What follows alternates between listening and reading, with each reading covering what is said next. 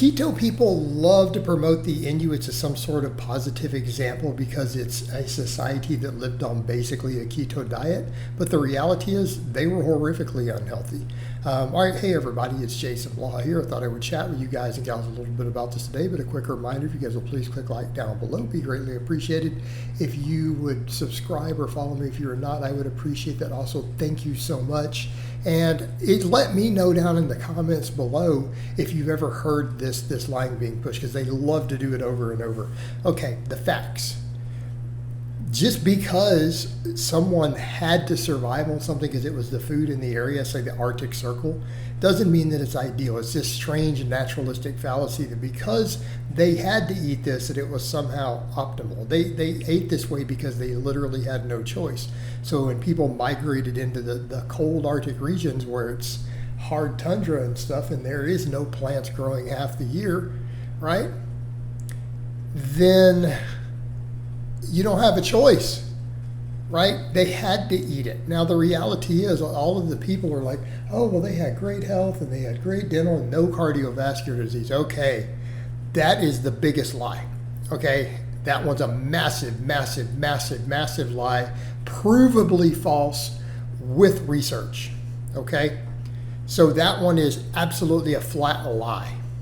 And we need to be clear on that. And anyone who goes and spends 10 minutes researching atherosclerosis in Inuits or Inuit mummies will realize it is an intentional lie.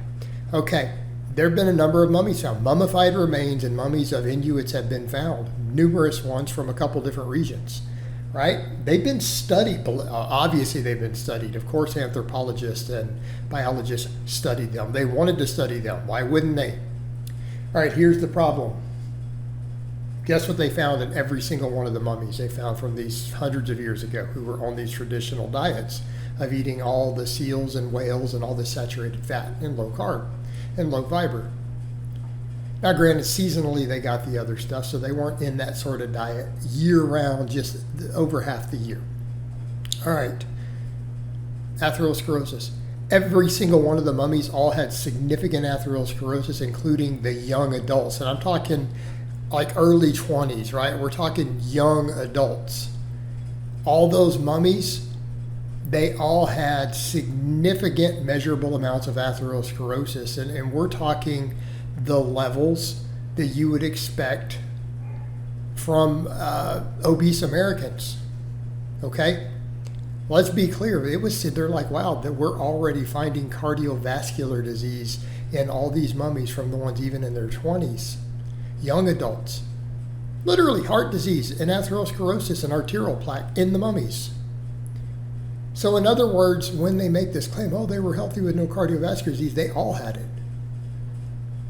Every one of the mummies that they have found had cardiovascular disease. All of them. So it's literally the opposite. They'll say, oh, they had none. No, literally they all did. As far as the records we have, and what we can find, it was pretty ubiquitous. Therefore, we could extrapolate the exact opposite. We could say that, at least based on the sample size we have, the vast majority of them most likely had cardiovascular disease at a relatively young age. So this is a flat lie. This should be enough to look at what they're saying and go, this is crazy. You guys are promoting something really dangerous, because the only long-term multi-generational data we have are the Inuits, and they're all sick and they all have cardiovascular disease. Okay? All the mummies we found, you can't fake that. I mean, this has been found in the remains.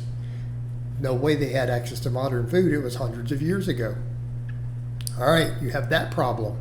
Number two, they have an average lifespan of 55.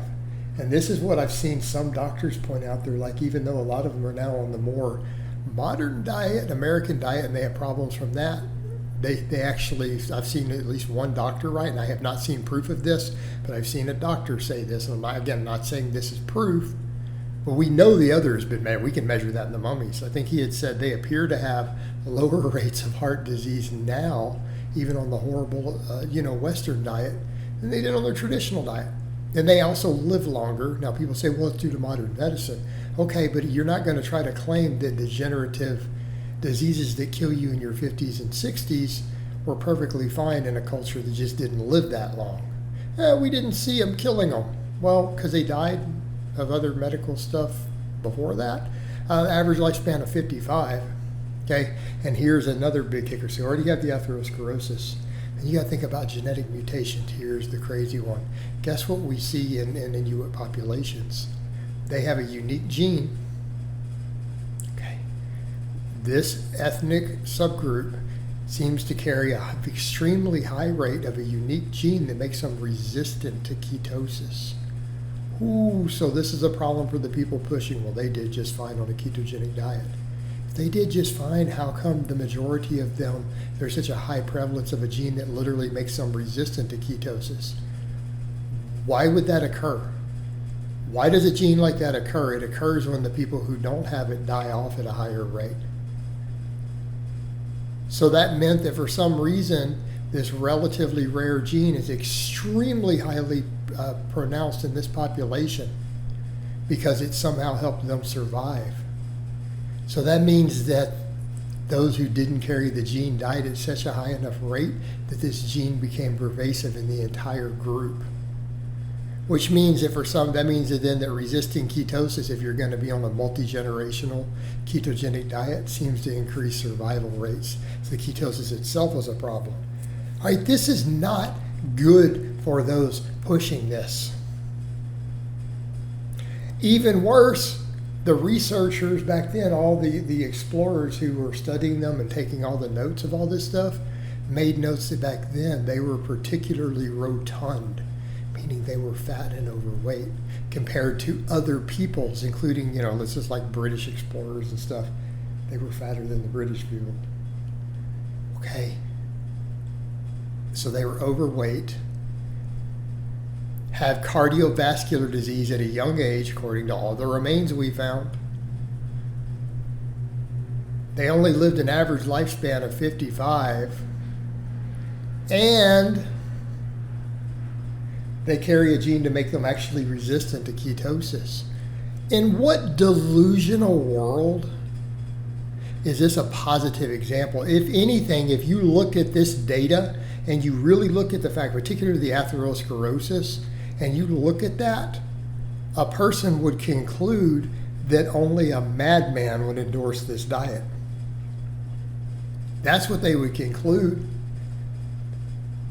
They're an unhealthy population that had degenerative disease and cardiovascular disease from a relatively young age due to the horrific diet. Wow.